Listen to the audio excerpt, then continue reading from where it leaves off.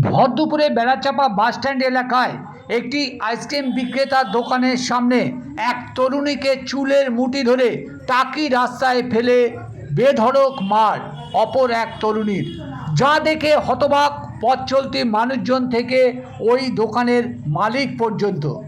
সূত্রের খবর, স্ত্রী চিকিৎসকের চেম্বারে বসিয়ে অন্য এক তরুণীকে বুলেট গাড়িতে চাপিয়ে বেড়াচাপা বাসস্ট্যান্ড এলাকায় একটি আইসক্রিম বিক্রেতার দোকানের সামনে এসে দুটি আইসক্রিম কিনে যেই খেতে যাবে সেই মুহূর্তে ওই বুলেট গাড়িতে চড়ে আসা যুবকের স্ত্রী এসে স্বামীর সঙ্গে থাকা তরুণীর উপরে ঝাঁপিয়ে পড়ে, চুলের মুঠি ধরে টাকি রাস্তায় ফেলে শুরু হয় ধস্তাধস্তি, যার কিছুটা অংশ ধরা পড়েছে ওই আইসক্রিম বিক্রেতার দোকানে লাগানো সিসিটিভি ক্যামেরায়।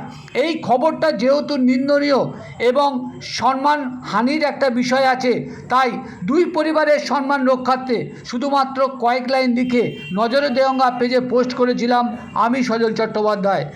আর এই পোস্ট করার পর কারিউল ইসলাম নামে এক ব্যক্তি আমাকে ধাপ্পাবাজ সাংবাদিক বলে কমেন্ট করেছে। সেই কমেন্টকে মান্যতা দিয়ে এই খবরের ভিডিওটি পোস্ট করলাম। শুনুন কি জানাচ্ছেন আইসক্রিম বিক্রেতা। পাশাপাশি এই খবরের সত্যি কি মান্যতা দেওয়া উচিত? কি হয়েছিল? প্রথমে বাইকে করে তিনজন আসলো, একটা বাইক না বুলেট? একটা বুলেট গাড়ি, তিনজন আসলো। এসে ওই কি চাইলো আপনার কাছে? বললো আইসক্রিম খাবে। কে ছিল বুলেটে? কে ছিল? দুজন মেয়ে ছেলে ছিল আর একজন বেড়া ছিল। হ্যাঁ, তারপরে আসলো, এসে আরেকজন মেয়ে ছেলে আসলো, এসে তাদের সঙ্গে ধস্তাধস্তি মারামারি শুরু হয়ে গেল। কি বলছিল তারা? ও বলছিল যে তুই এর সঙ্গে ঘুরছিস কেন, তোকে অনেকবার বারণ করেছি ঘুরতে, ওর বিয়ে হয়ে গেছে।